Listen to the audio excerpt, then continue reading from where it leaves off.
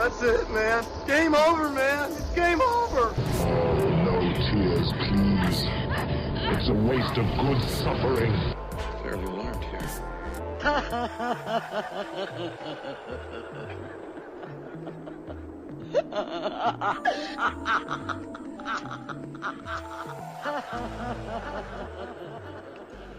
Welcome to MOTN Presents Random Select. This is Masters of the Nerdiverse is Random Selects, where we choose 8 topics within pop culture and make them fight against each other until there's only one bloody victor.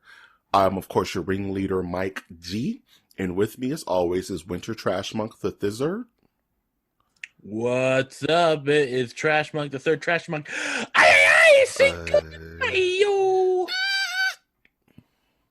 And always back with us is the brains in the brawn himself, Brian.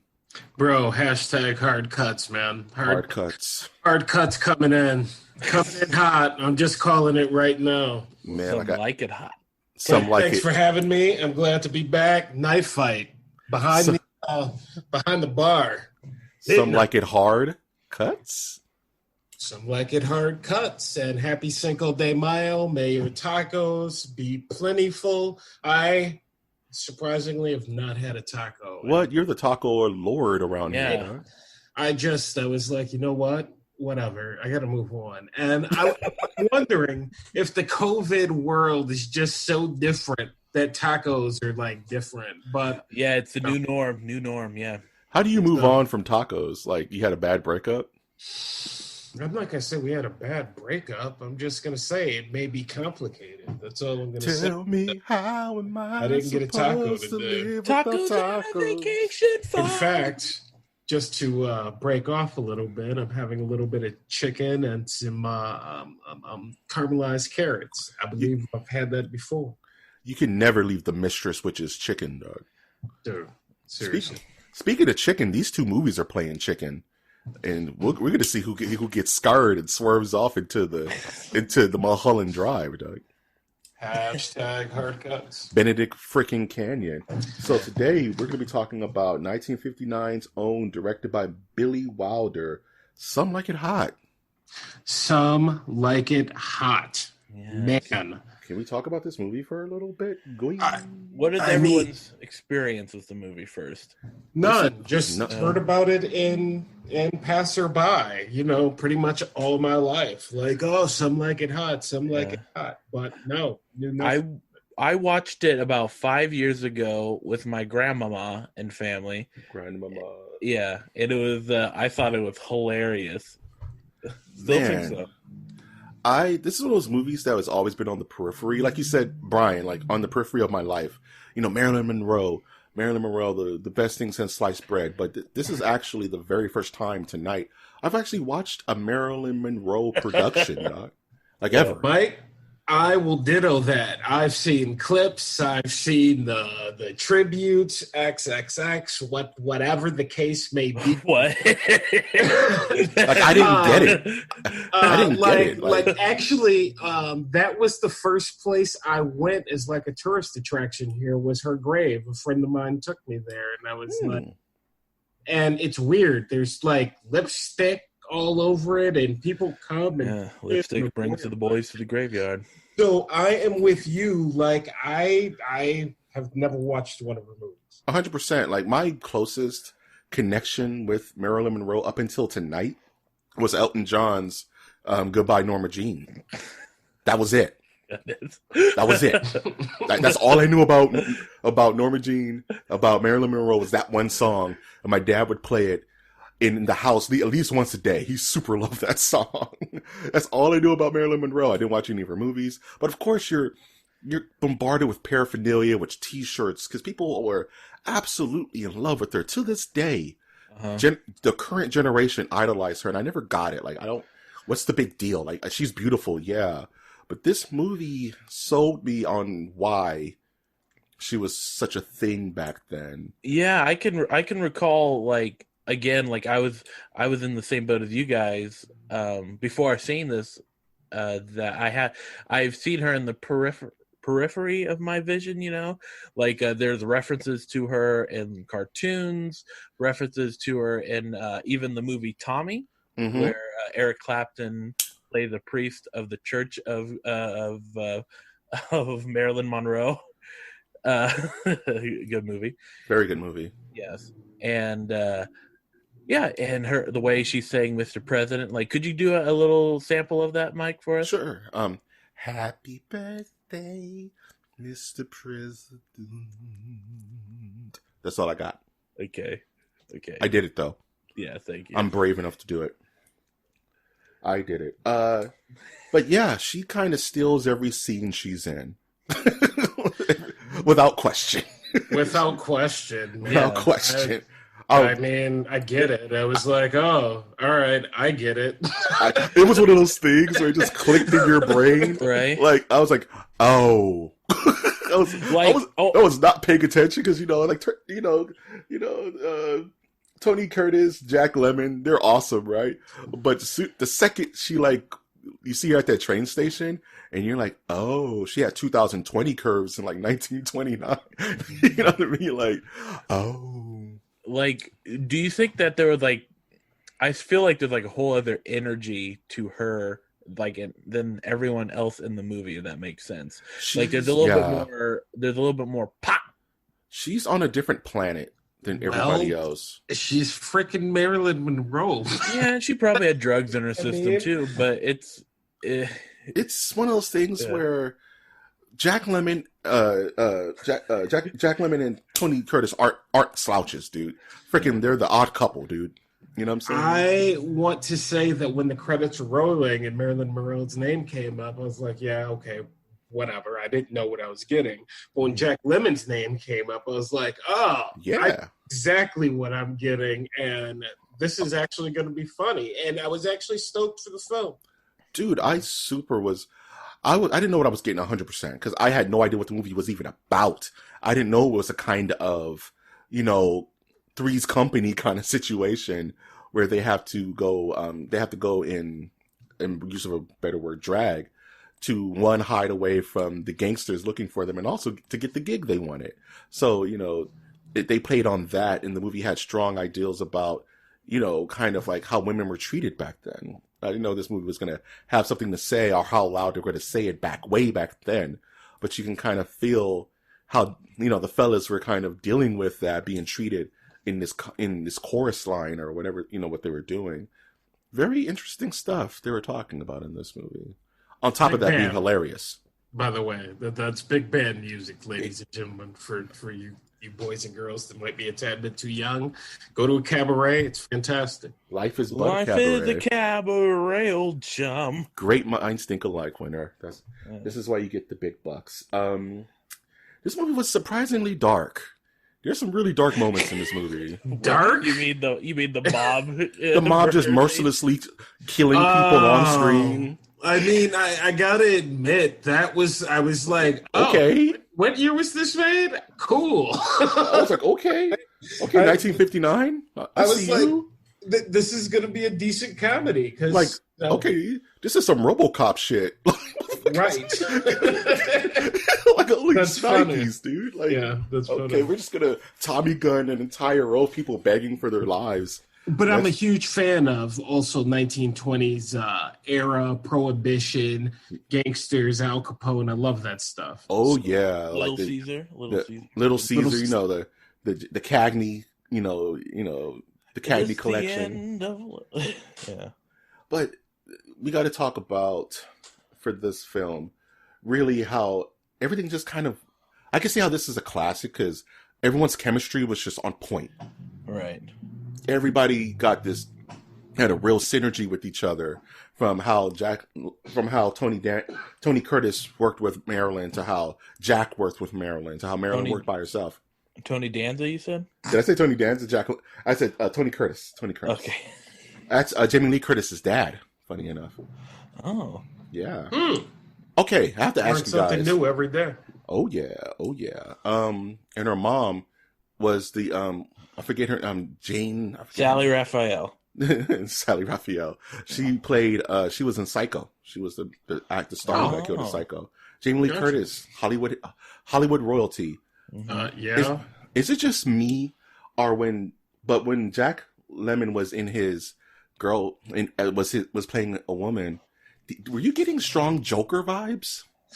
No, I was getting confused between the two of them. I swear to God, they made them look so much alike. I was just going back and forth, and I'm like, which one is this? Is this Tony? Jack? Who? I don't know, What? man. Jack Yeah. really was giving, like, the way he was laughing and his smile and they caked this makeup on him, so his face was almost like chalk white.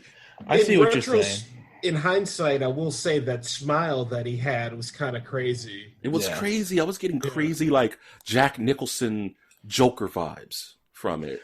And I was like, that's So- kind of dope. And the hard to tell between Jack Lemmon and Tony Curtis type thing. I think like if this film was, this is following up to my next question. If it was made today, it would be a little easier to determine because you can just go, one's a redhead, one's blonde. But It being in black and white. yes. Mhm. And do you think that this movie could be made today? Yeah, 100%. Who would you cast in it? I don't know, man. Who's the hottest female actress we have right now? That can never hold a kid. I mean, no one living can hold a candle to Marilyn Monroe, so it's Right. kind of not fair. Right. That's But- why they should go like alternative to like have like Go like Rihanna Or- or something like that, man. Rihanna, Ruby, Rose, or whatever. Go like Rihanna. Go a songstress, dude. Go a completely different Taylor direction. Swift, No. Billie Eilish. Billie Eilish, sure. Oh man, this one listener I know is gonna hate that. Billie Eilish. That sounds like They're a garbage movie. They're gonna hate that, dog. Right now. Yeah, Billie Eilish will replace Marilyn Monroe all day. They could do a role reversal where it's two A guy. women dressing up as guy. That would be cool too. That'd be neat. You know, Honestly, I'm just doing a quick search here, and the chat can let me know, or our listeners can let me know. I don't think they've ever remade a Marilyn Monroe movie. No. that's weird, dude. You would think, right? Because I went through to answer your question, I was like, because yes, I've seen this movie. Tootsie, Tu Wong Fu. Oh yeah. I mean, I've seen Yeah. this movie countless times, but it always got me thinking, was the chicken before the egg or the egg before the chicken? So is this the first time this idea kind of hit, and that's how come it's such an iconic movie? But in answer to your question, yeah, I mean, they've remade this movie a couple of times. I don't think they've made this movie this well a couple of times, but it was This movie's smart, dude. Well, Victor Victoria.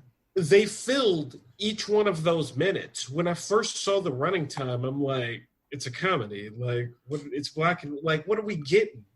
And they filled each one of those minutes, and I was like, wow, this is a really well. I was never bored. Made movie. No, If I wasn't laughing, I was just enamored with Marilyn Monroe. If I wasn't enamored with her, I was laughing at, you know, the fellas with Marilyn Monroe, or I was intrigued by the underlining gangster,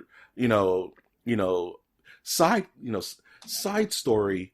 And the movie is so well shot. I don't know if it was like an HD bump up I saw, but it was very beautifully lit in some shots, dude. Like the yacht scene between Marilyn Monroe and Tony Curtis. It's a great scene. You know what I mean? yeah, absolutely.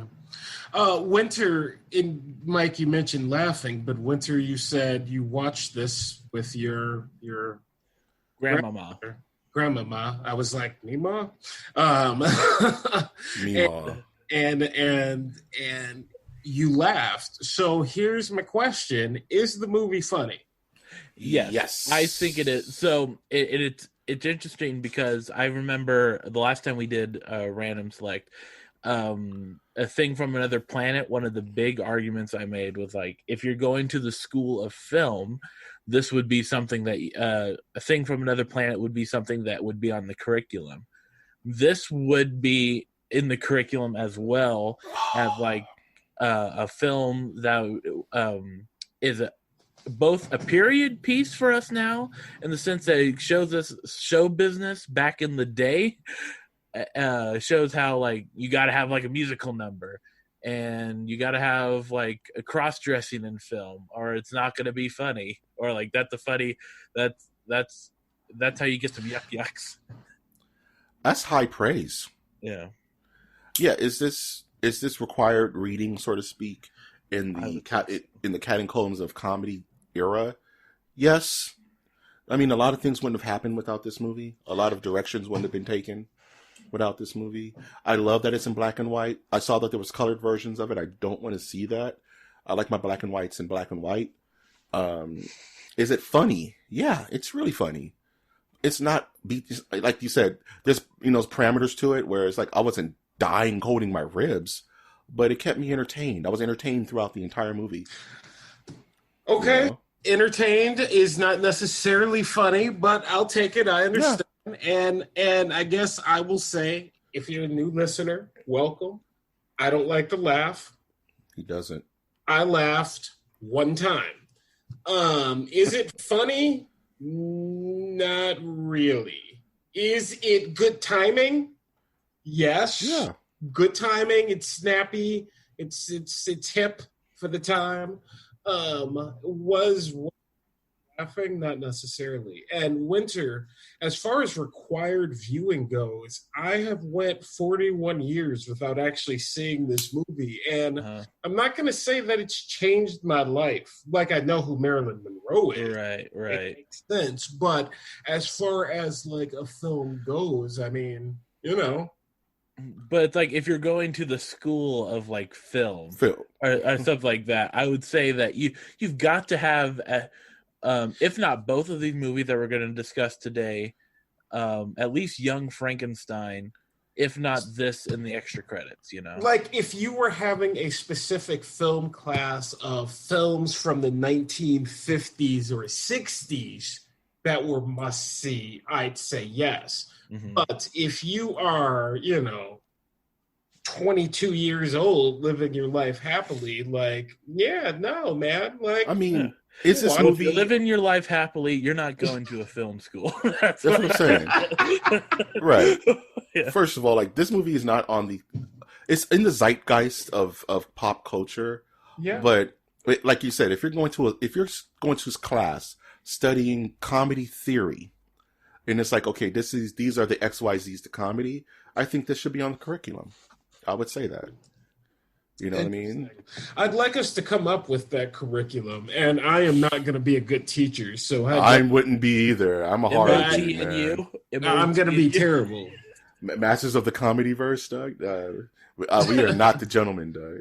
So you got to be cool to be a comedian. I'm just kidding. I mean, hey, it's hard work. A lot of folks have always said, hey, man, you should be a stand-up comedian. I'm like, you're crazy. Right. Getting up in front of people, singing, dancing, acting, talking, whatever, selling stuff. You're selling yourself, man. A stand-up comedian? No, you got room, man. I will give you a wide berth because that's hard to do. Man, I respect it, man. So with that, can we move on to MOTN Masterpiece Theater? Yes. Is it time? So, are you ready? So just to name our theater players, Osgood. The role of Osgood will be played by the one and only Brian, and I, Winter Trash Mode III, will be playing Jerry. Okay. Narrating the scene when necessary is Mike G. I'm the narrator, and I need popcorn. And the scene begins. Oh, no, you don't. Look, Osgood, I'm going to level with you. We can't get married at all. Why not? Well, to begin with, I'm not a natural blonde. It doesn't matter. And I smoke. I smoke all the time. I don't care. And I have a terrible past. For 3 years now, I've been living with a saxophone player. I forgive you. And I can never have children. We'll adopt some. But you don't understand. I'm a man. Well, nobody's perfect. Insane. I like the energy. I like the energy from both of you. It's strong. Yeah. It was potent. Like Sex Panther by Odeon. One of the best scenes of the movie, actually, in my opinion. One of the best scenes of the movie because you were like, yeah, of course he knew. Come on, man. He was down. Really? Like, of course he knew. Yeah, man. Love it. True love. It was definitely a cute movie. You know what I mean? Yeah. But, man, anyway. Cute. It was a very cute movie. Am I happy I saw it? Is this a waste of time? No. Are you going to watch it again? I would watch it again. Maybe not in the next 10 years, but I would watch it again. I'm happy I saw it. I find it interesting, and I don't remember all the movies we've seen because we've seen a lot of movies so far, but how many of them have been straight comedies? Because this is a comedy romance, and like Beverly Hills Cop, comedy action. So I'm interested when I'm watching it to see how the comedy is wound in, and comedy is weird because it's hard just comedies? to. It's hard to just have a straight Austin comedy. Austin Powers. That's a spy drama comedy. No, I mean, stop. that's not a spy. That's not a speedometer, man. It's not a speedometer. Ghostbusters is paranormal comedy. It's psychological horror. Unless you're literally having the kings of comedy with a freaking Steve Harvey in his big ass suits. It's nothing can be straight comedy. No. Survey says. Unless it's Eddie Murphy in that bright ass red jumpsuit doing Raw. You know what I'm saying? I'm not gonna quote that. It's not that. Okay.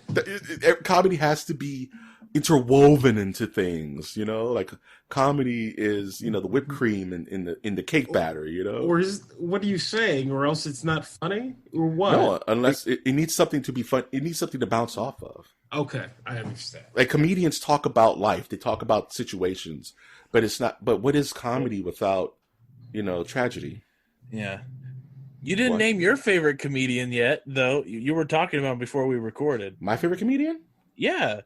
You were listing all the great like kings of comedy. You didn't list the one that he sits in a chair and he has his tie and he talks about like kids need to pull up their pants. What's his name? Are you doing a thing where you're besmirching the name of Mike G, Doug? I don't know. Truthfully, my favorite comedian used to be Dennis Miller, and then he super lost his mind. So I don't have a favorite anymore. Okay. I don't know.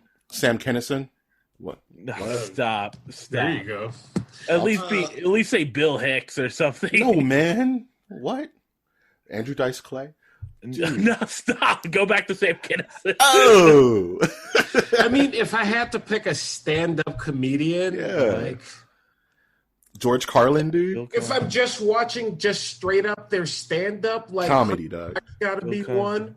Pure comedy. Because Chris Rock's stand-up is, I mean, I laugh. There's nine. We don't speak of him here. Yeah. Oh, that's right. That's right. You guys got a rule. Can I say a cuss word? I mean, it's your podcast. Yeah. Only if you say that you enjoy Bill Cosby's comedy, then you can say a cuss word. What? So the next movie we're talking about is out of 1974. Okay. And it's directed by Mel Brooks. It is called Young-Frankenstein. Uh-huh. You have to say it right. Otherwise, people get upset. Dude, seriously. Young-Frankenstein. 1974. Didn't have to be in black and white, but it was. Because Mel Brooks is insane. Gene Wilder. I didn't know Cloris Leachman was in this movie. That was a fun surprise. Uh-huh. She's a very good comedy kind of method actor. You know what I mean? Cloris Leachman, the great Peter Boyle. Peter Boyle, dog. Gene Hackman was in this movie. Rest in peace.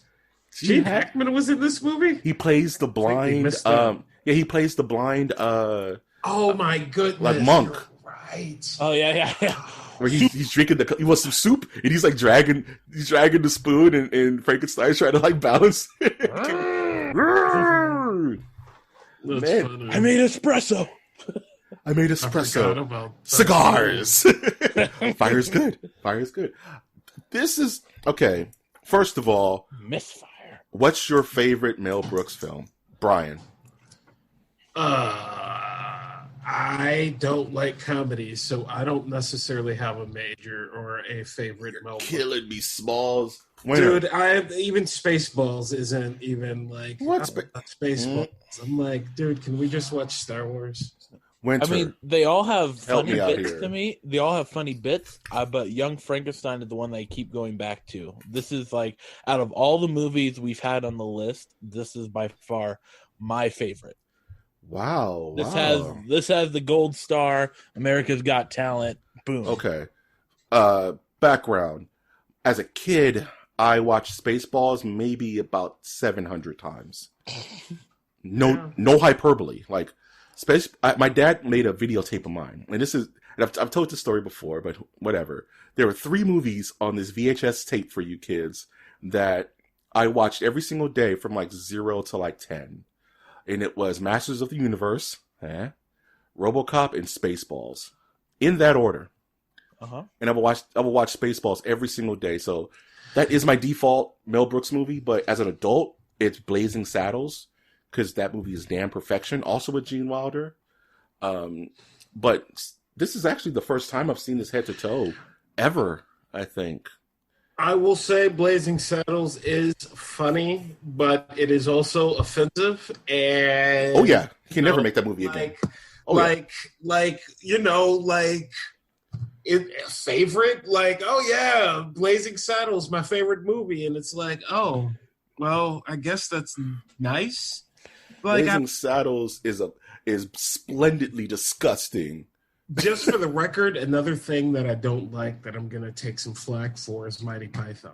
I don't get it. Oh, It didn't come up. There's reasons, there's reasons you don't like to laugh, man. Yeah, I got you. It's fine.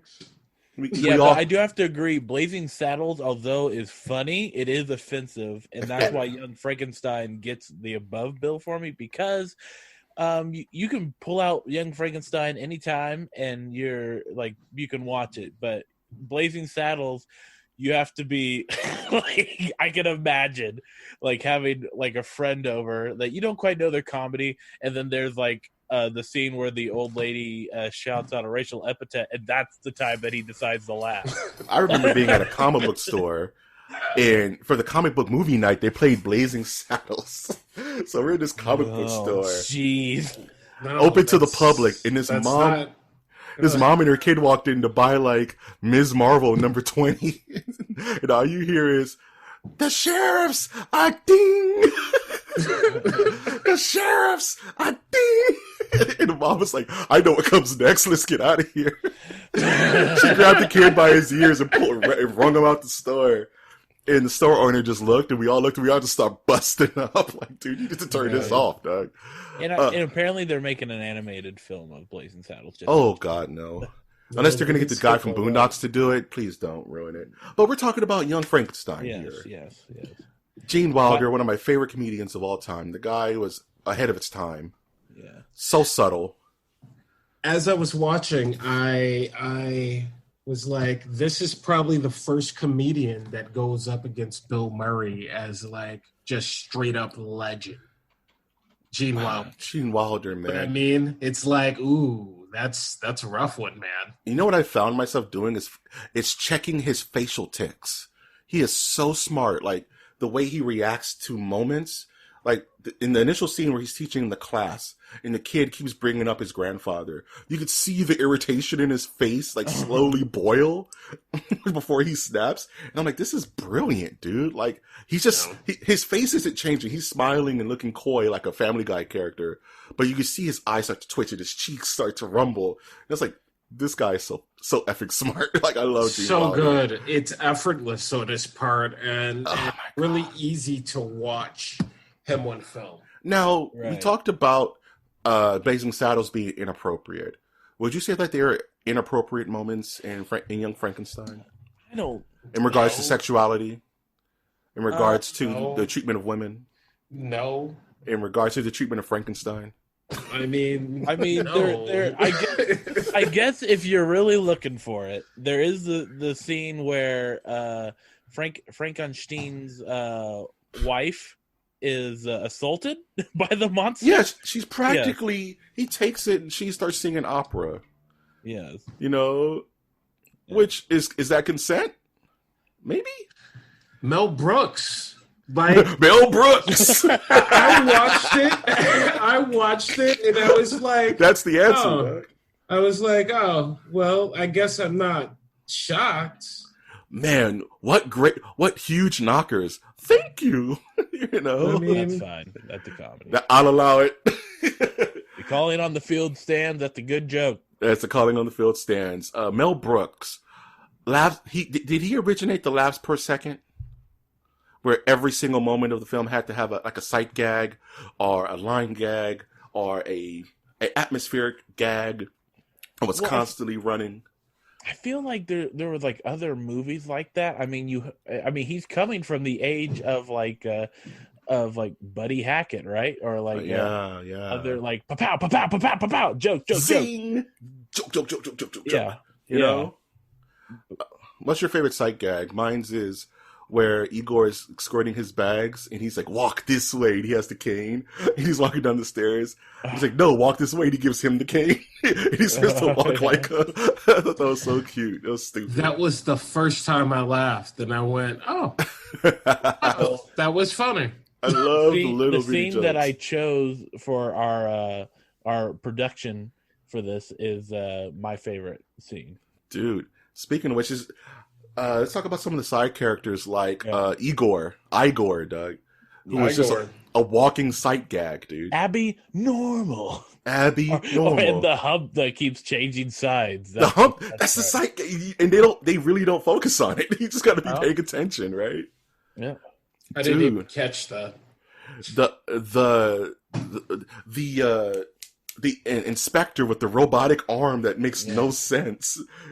He was pretty unique. I was glad to see him pop up. He added in a layer of silliness.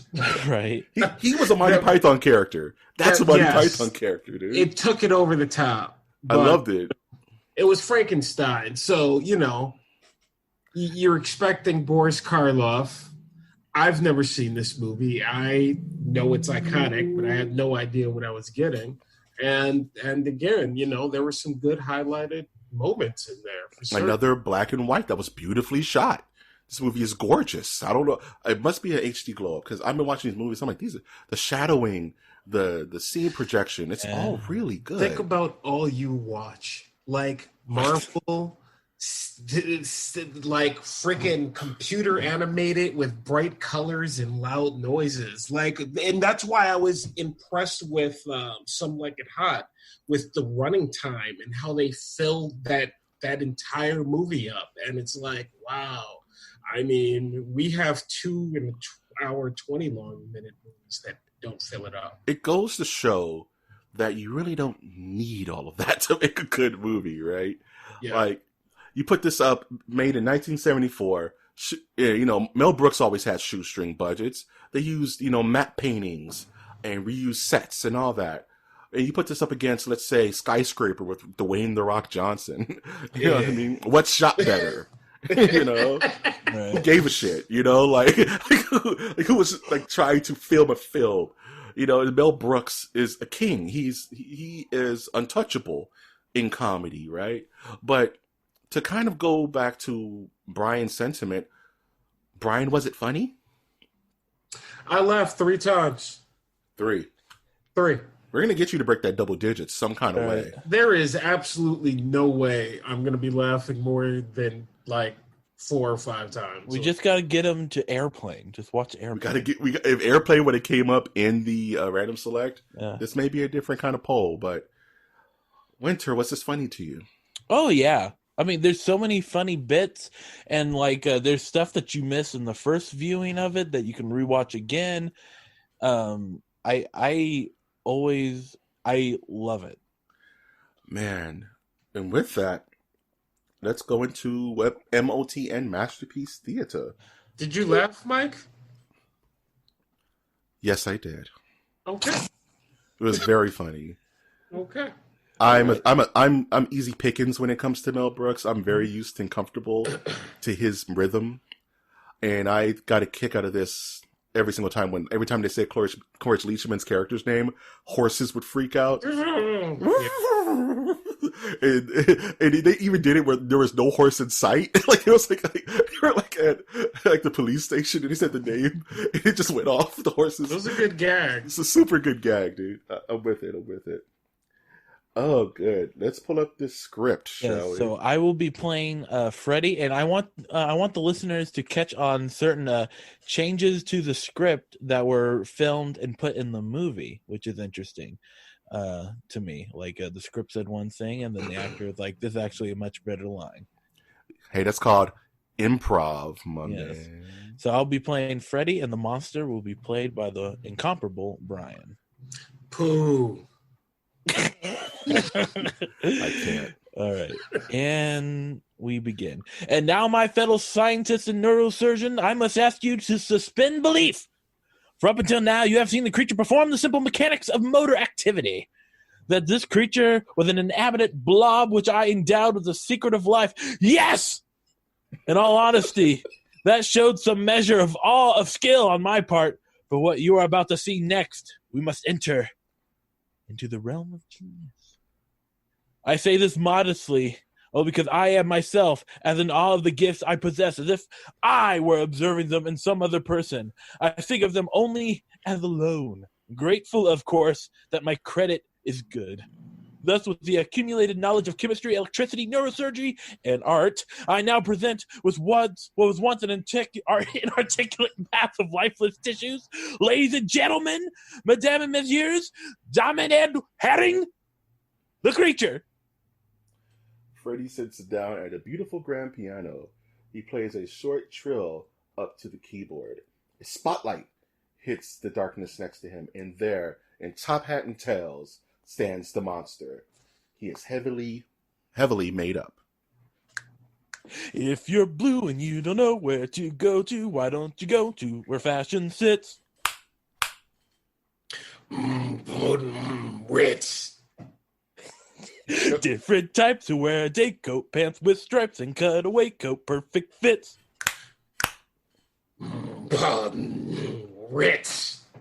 Dressed up like $1 million trooper, trying hard to look like Gary Cooper. Sopa-duper. Insane. Scene. Fun stuff. I liked how you made it your own, Brian. Yes. You made it your own, dude. You did it. I like All it. right. I'll- All right. All right. Glad to hear it. Thanks. You guys are I'm your biggest fans, guys. They gotta fight now, dude. Dude, let's get to the blood. They gotta fight now, dude. We can all I agree. mean, why are we here, Doug? We can all agree that Young Frankenstein wins, right? No. Okay. There's an argument to be made. So, you have these two movies. Our only two black and whites. Our only two films shot before 1980, I think. Yeah. These are senior citizens, guys. These are two films that are classics in their own right. But only one of them's getting out of this alive. Brian. Knife Fight. Beat It. I Don't Want to Be Defeated. Who you got, Brian? Complicated. And I say that simply because Some Like It Hot, in my opinion, is the better movie to I'm watching. But I laughed 3 times on Young Frankenstein. So, as I finished Young Frankenstein, because that was the second of my movies, I was like, oh my God, this is going to be a very hard cut because, and don't get me wrong, laughing 3 times, that's something for me. That means the movie was actually funny. That's a funny movie for me. So, ultimately, as much as I love Some Like It Hot, and I think it's a great, great film, this is a comedy random select, and you got to go with what's bringing you the laughs. So that's going to be Young Frankenstein. Winter, should I dare a guess to say you're going to vote for Some Like It Hot? Well, here's the thing. So these are two movies that, again, going back to, this is a random select, and I think the movies that should move on are those that are closer to being in the curriculum of the MOTN University for comedy film. And I think if I had these two movies in my hand, and someone was like, "What is a good movie to like a good example of a comedic film that I should watch?" And I could only watch one. If I watch both, I'll die. You'll die. Young Frankenstein by far. So, in so facto, Young Frankenstein's won this round. Like, no matter what my saying it is. Well, you can say your countless vote. 100%, because that's what it is. You know, you think I was in Florida. Hot take. Mike. What was that? I don't know. That was a poor attempt at humor. Some like it hot. Not a laugh, bro. It's not a laugh. It can't always be funny, though. Can't always be funny, my man. At first, I thought this was gonna be way more lopsided. I thought it was, oh, Young Frankenstein. Can we call it a night? Let's get beers, guys. But some like it hot took me by surprise, man. I didn't expect to like it as much as I did. I thought it'll be something I would listen to on the background while I draw or do some podcast editing. But it really captured my attention. Like as we talked about earlier, it was super funny. And it like Brian said, it really took you on a ride every minute of that 2 hours. Because I saw the time frame. I was like, crap, this is 2 hours long? 2 hours. Crap. This is 2 hours long. That's what I said. I literally said that when I was doing my research. And I was just like, what? Like, why is there a movie in 1959 that's 2 hours long? What is this, Ben-Hur? So I was not looking forward to watching it, honestly. Oh, this is going to be a slum. All of this is going to be, Marilyn Monroe, Marilyn Monroeing it up. But I didn't realize how awesome that is. I didn't realize that, The Odd Couple was in this movie, and it made it so much better. But even though I have an ipso facto vote, if going by winner's criteria, what made me laugh more, it was Young Frankenstein. It's the funnier movie. And in this random select, it's not best movies of all time. The better movie is the better comedy. Right? No, it's the one where you got to sit down and you want to laugh, man. Yeah. You don't want to send someone to a movie where they're going to laugh one time. 100%. If you're anything like me, which I really hope none of you are, because I hope you all have souls. Absolutely. You poor unfortunate souls. So there you have The it. question: who's going? Do you go to movie theaters to watch comedies, or do you go to watch other There things? is no way in hell I would ever pay to watch a comedy in a movie theater. You, buddy. Talking popcorn, parking here in LA, like a soft drink, some dots, and the movie. You're talking $35 for what? I may laugh. You're missing out, man. There's so many good comedy experiences I had in the theater.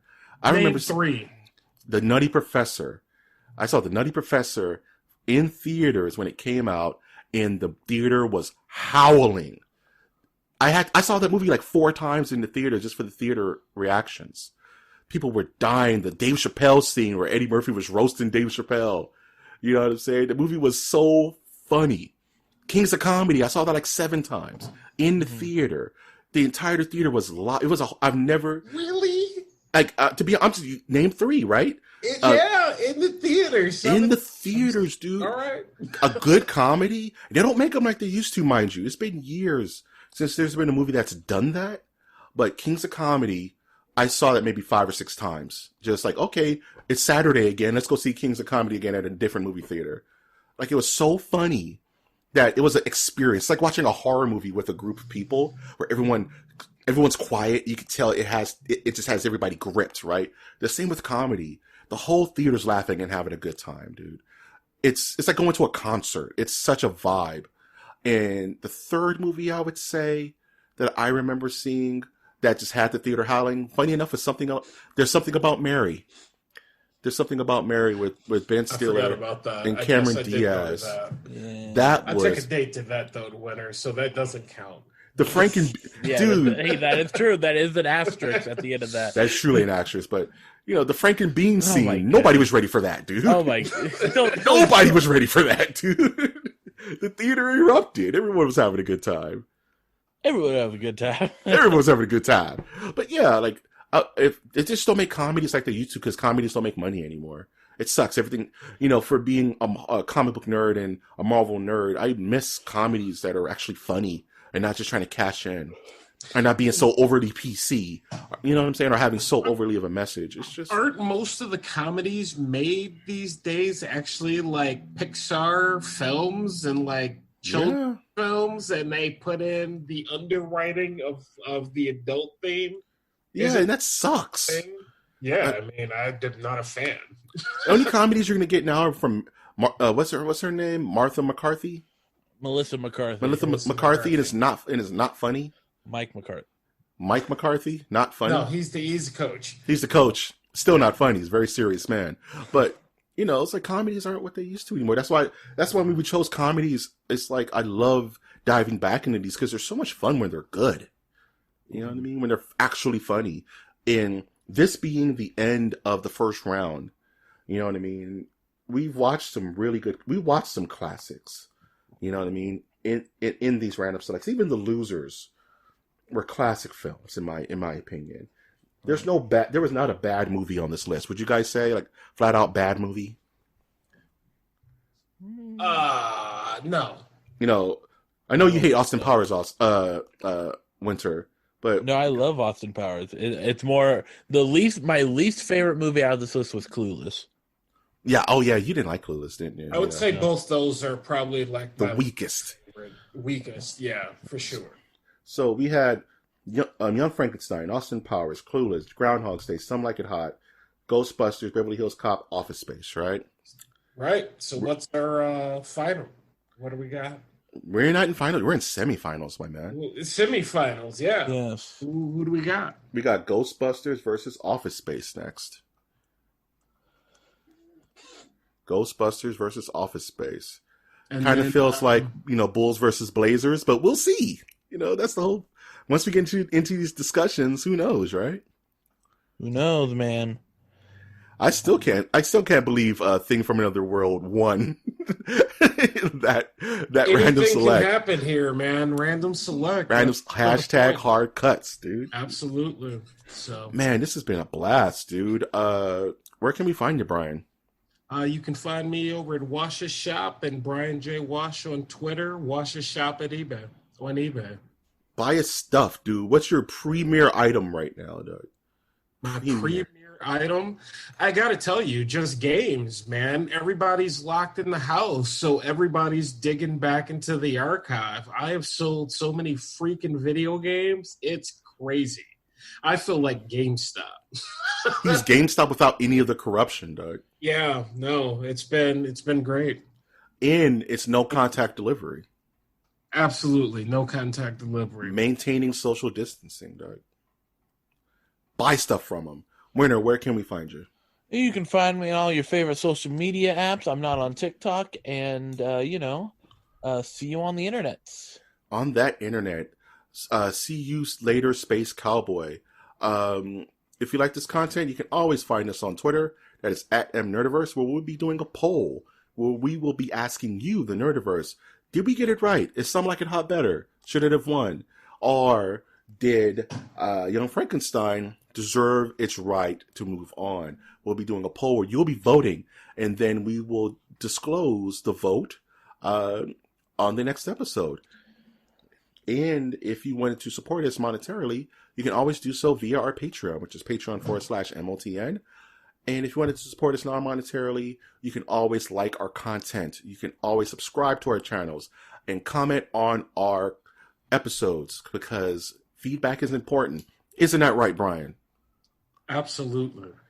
That's what I'm talking about. It's the next most important thing to reading. Reading is fundamental. Read something, Nerdiverse. Read a book. Read the Silmarillion. Do it. Do it. Read the Ballad of Order 66. Thank you, fellas, for being a part of this random select journey. Thanks for having me. Much obliged. Thank you. We do these once a year, and they're always a blast. And, what better time to do it than now? You know what I mean?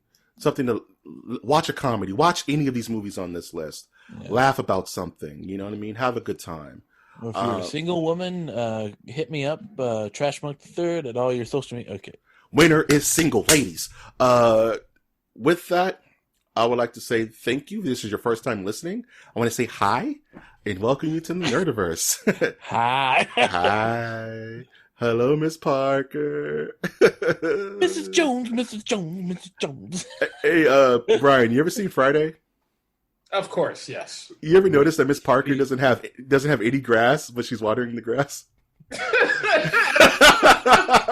She's watering dirt. Just this moment. She's watering dirt, dude. She's just out there for no reason. That is not grass. Good call. Oh, man. I was 0 years old when I figured that out. I did laugh at that movie. Never seen it. All right. See y'all later. With that, I'll always say hashtag heart cuts. Hashtag heart cuts, man.